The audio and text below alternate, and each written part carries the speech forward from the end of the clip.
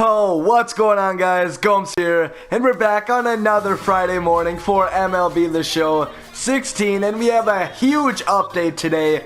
So many new diamonds, new golds, diamonds dropping from gold, and golds dropping to silver. Just a huge week, and an absolute ton of new flashbacks into the game that started off with the roster update in right field.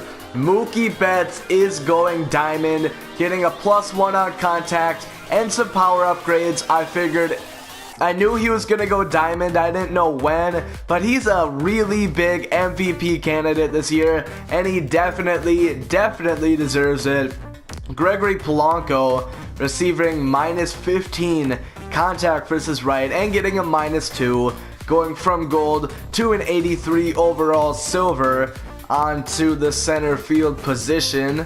Okay, and at center field we're having Lorenzo Cain getting a -3, losing a lot of contact right, 13 minus contact right and -9 power right, going down 3 to an 85. Adam Jones a +1, about time, pretty much really becoming more of a platoon player. I mean, 73, 79 power versus right, but only 54 each side on contact versus left and power versus left, so really kind of more platoon hitter. Charlie Blackmon, of course, did very good the past week, -7 power versus left, but gaining a bunch of power versus right and a lot of contact.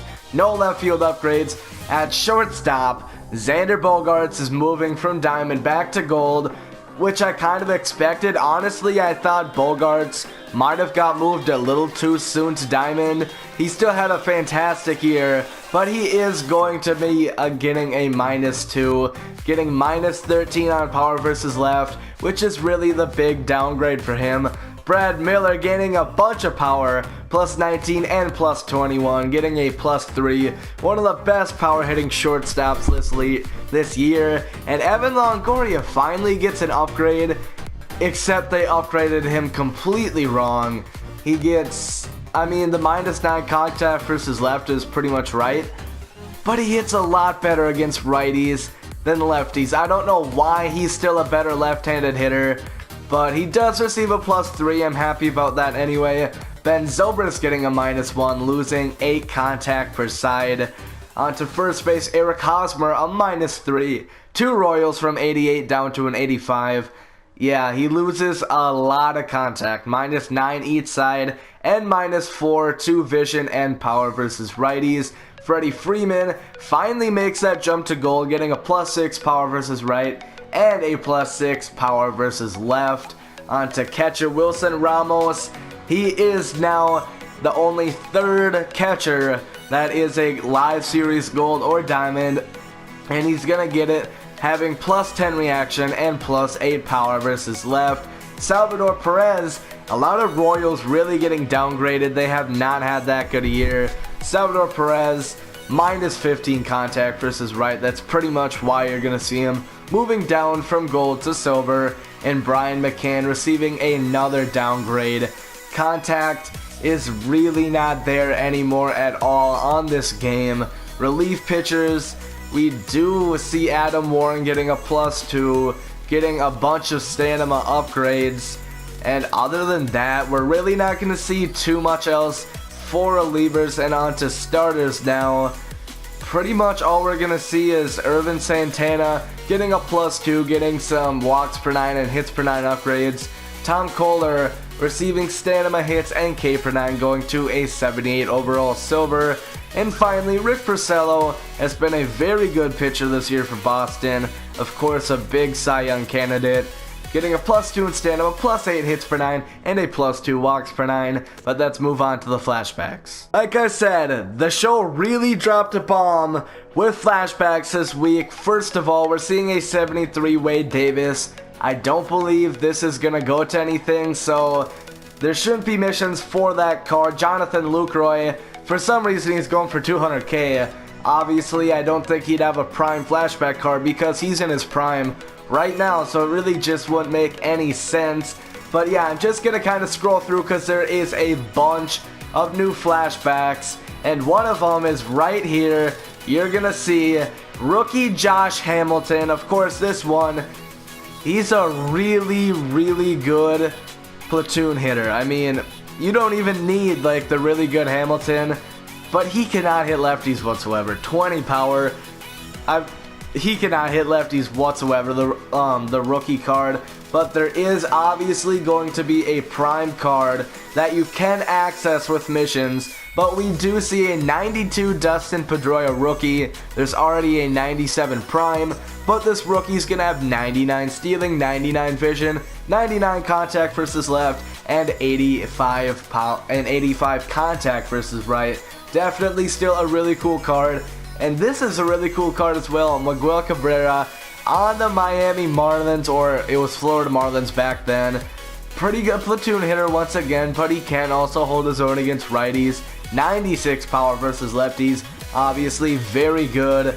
But a lot of the flashbacks are going to be prime flashbacks. So let's get into them. First off, prime Josh Hamilton, 97 overall. 99 aside on contact and power versus lefties. He's actually a pretty good fielder too. 53 speed, and he's not horrible against lefties. I mean, 66 contact, 71 power, but he does have a 70 vision that also helps him out a bunch in that regards. We are seeing a 95 MVP edition of Justin Morneau. Of course, in 2006 he won the MVP. Fielding, I think, is a little bit low for Morneau, but power is definitely there. 90 and 94 each side, 80 vision, and then pretty good contact as well. Chris Medlin, kind of a case of that 1 year wonder. Well, it's a flashback. It's a flashback to 1 year, so they're giving him stats based off that 1 year, and it is a 94 diamond, 88 stamina, 92 hits per 9, 98 walks per 9, 79 K per 9. Obviously, I don't really see many people using this card just because of that velocity, and to me, those pitch types really just don't excite me that much. A 4-seam, 2-seam changeup, and a curveball. I don't know, we'll have to see just how he pitches, but I know a lot of people really kind of get turned off if they have low velocities. So we'll see how that ends up. But this Mike Napoli is very interesting. I might actually pick him up. He's a horrible fielder, except if you put him at first base. Catcher, I don't know if you can get away with that. 75 blocking actually isn't too bad, but he'd probably have a hard time throwing anybody out. But still, low vision, but he has really good power and 78 and 77 contact. That is still very good and can be very useful. This Doug Fister, 87 overall. His fielding is going to be up there, which can factor into an overall.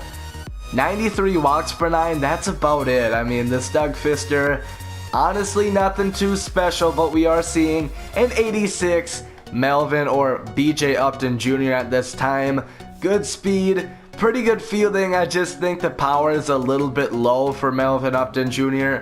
back when he was at the Trop, but that's just my opinion, and that is pretty much gonna round it off on all the main important flashbacks.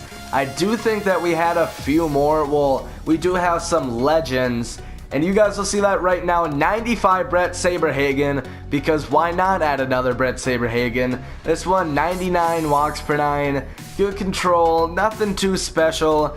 I know a lot of people don't really like the Brett Saberhagen cards, so this 93 Raleigh Fingers actually looks pretty good. 86 hits per 9, 90 walks per 9, 94 break, and he only does throw 3 pitches, so that is, once again, kind of going to turn people off from using him a lot.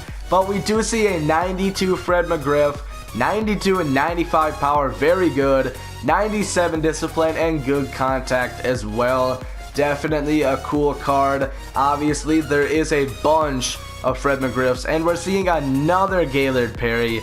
I think this is like the 5th Gaylord Perry that's in the game, and this one, once again, nobody's gonna use him. Fastball, slider, curveball, changeup, 68 hits per 9 and only 52 K per 9.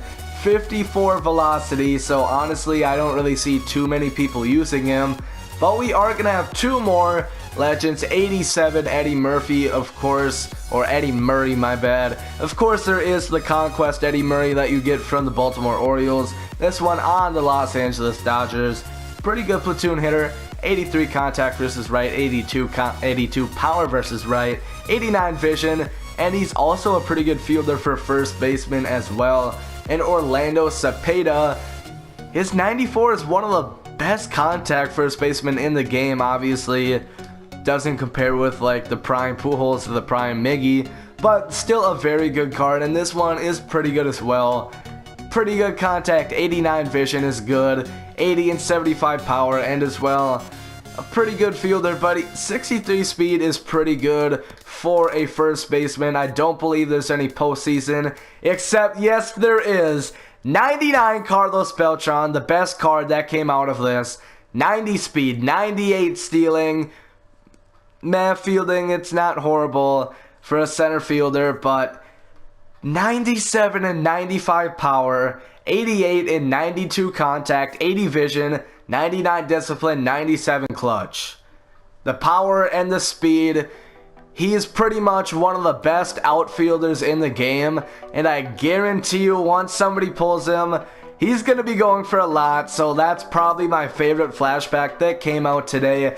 Let me know down below in the comments who you're excited for, who you might pick up for your squads. Like I said, there is a bunch of flashbacks. I do believe I missed some of the silvers, but you guys can check that out on Daddy Leagues. I just mentioned all the golds and diamonds, which is still a lot of new cards that came out. A lot of new cards, very excited. Beltran looks really good, the Morneau looks really good, and the Hamilton also looks pretty good. But like I said, let me know who you guys might pick up. How did you do with the roster update? Do you have Mookie Betts? Are you going to use Mookie now? I think I actually might use Mookie now. He's a very good player. Could be a nice second baseman, but if you guys did enjoy the video and you want to see more Diamond Dynasty content on MLB The Show 16 in the future, slap a like on the like button, subscribe if you're new. Thank you for watching, and literally guys, Gomes out.